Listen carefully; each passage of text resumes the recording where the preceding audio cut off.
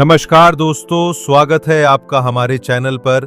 आज हम बात करेंगे एक बेहद जरूरी और संवेदनशील मुद्दे पर, the role of media in criminal trials, यानी आपराधिक मामलों में मीडिया की भूमिका। क्या मीडिया अपराधियों को दोषी साबित कर देती है अदालत से पहले? क्या यह न्याय प्रक्रिया में मदद करती है या उसे बिगाड़ती है? चलिए जानते हैं आसान भाषा में, उदाहरणों के साथ। मीडिया और न्यायपालिका का परिचय। भारत में 3 महत्वपूर्ण स्तंभ हैं: विधायिका लेजिस्लेचर, कार्यपालिका एग्जीक्यूटिव और न्यायपालिका जुडिशरी। लेकिन एक चौथा स्तंभ भी माना जाता है, मीडिया। मीडिया का काम है जनता तक जानकारी पहुंचाना, निष्पक्ष और सटीक। लेकिन जब बात क्रिमिनल ट्रायल्स यानी आपराधिक मुकदमों की आती है, तो मीडिया की भूमिका और जिम्मेदारी और भी बढ़ जाती है। आपराधिक मामले बहुत संवेदनशील होते हैं। एक इंसान की छवि, उसकी आजादी और कभी-कभी उसकी जिंदगी दांव पर होती है। अब सवाल आता है, मीडिया ट्रायल क्या है? जब मीडिया खुद ही किसी आरोपी को दोषी या निर्दोष साबित करने लगती है अदालत के फैसले से पहले, तो उसे मीडिया ट्रायल कहा जाता है। जैसे न्यूज़ चैनल पर डिबेट, अखबारों में हेडलाइन, सोशल मीडिया पर पोस्ट्स, ये सब मिलकर कभी-कभी ऐसा माहौल बना देते हैं कि जनता आरोपी को दोषी मानने लगती है, भले ही कोर्ट का फैसला आया भी ना हो। ये न्यायपालिका के काम में हस्तक्षेप माना जाता है। चलिए कुछ प्रसिद्ध मामलों की बात करते हैं जहां मीडिया की भूमिका पर सवाल उठे। आरुषि तलवार मर्डर केस 2008। इस केस में मीडिया ने इतना प्रचार किया कि लोगों ने आरुषि के माता-पिता को दोषी मान लिया। बाद में अदालत में कई उलझनें सामने आईं। सुशांत सिंह राजपूत केस 2020। इस केस में ड्रग्स, हत्या और आत्महत्या की कई कहानियां मीडिया में तैरने लगीं। कई बॉलीवुड सितारों को निशाना बनाया गया। सीबीआई जांच के बावजूद मीडिया ट्रायल चलता रहा।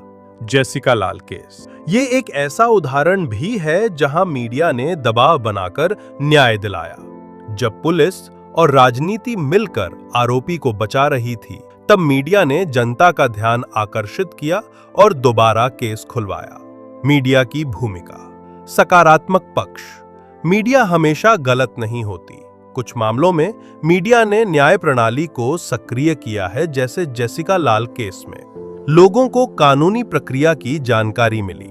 जहां पुलिस या सरकार ढीली पड़ जाती है, वहां मीडिया की सक्रियता से केस में तेजी आती है।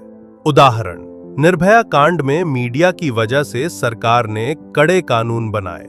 मीडिया की भूमिका। नकारात्मक पक्ष। लेकिन कई बार मीडिया की जल्दबाजी से बड़ी हानि होती है। अदालत से पहले ही किसी को दोषी बता देना उसके मौलिक अधिकारों का उल्लंघन है। अगर जज, गवाह या जनता पहले से ही प्रभावित हो चुकी है, तो निष्पक्ष सुनवाई मुश्किल हो जाती है। कभी-कभी आरोपी के परिवार को भी बदनाम कर दिया जाता है। उदाहरण, रिया चक्रवर्ती केस, जहां बिना सबूत के ड्रग्स कनेक्शन को प्रमुख बना दिया गया। संविधान और कानून क्या कहते हैं? भारतीय संविधान के अनुच्छेद 19(1)(a) के तहत हर व्यक्ति को अभिव्यक्ति की स्वतंत्रता है, पर यह एब्सोल्यूट राइट नहीं है। इस पर आर्टिकल 19(2) के तहत उचित प्रतिबंध लगाए जा सकते हैं, जैसे न्यायपालिका की अवमानना से बचने के लिए। अगर मीडिया किसी केस में ऐसी रिपोर्टिंग करे जिससे अदालत की गरिमा गिरे या न्याय प्रक्रिया प्रभावित हो, तो वह अवमानना, कंटेम्प्ट ऑफ कोर्ट मानी जाती है। न्यायपालिका के कदम। कई अदालतों ने मीडिया को चेताया है कि वह मामलों में रिपोर्टिंग करते समय संयम बरतें। सुप्रीम कोर्ट ने कहा है, मीडिया को जानकारी देने का हक है, पर किसी आरोपी की छवि बिगाड़ने का नहीं। 2020 में दिल्ली हाईकोर्ट ने मीडिया को सलाह दी थी कि वह संवेदनशील मामलों की रिपोर्टिंग सोच समझकर करे। क्या होना चाहिए? मीडिया को जवाबदेह और प्रशिक्षित बनाना होगा। पत्रकारों को कानूनी प्रक्रिया की समझ होनी चाहिए। सरकार को गाइडलाइंस बनानी चाहिए कि किस हद तक रिपोर्टिंग की जा सकती है। टीआरपी के लिए सनसनी फैलाने से बचना होगा। जनता को भी समझना होगा कि हर टीवी डिबेट या पोस्ट में सच नहीं होता।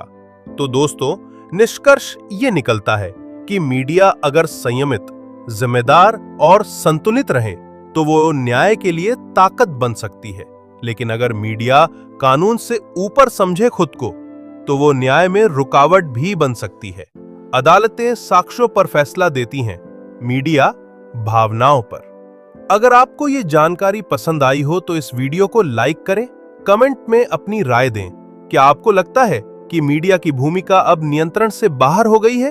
और हाँ, चैनल को सब्सक्राइब करना ना भूलें ताकि आपको मिलती रहे ऐसी ही कानूनी जानकारियां आसान भाषा में। धन्यवाद।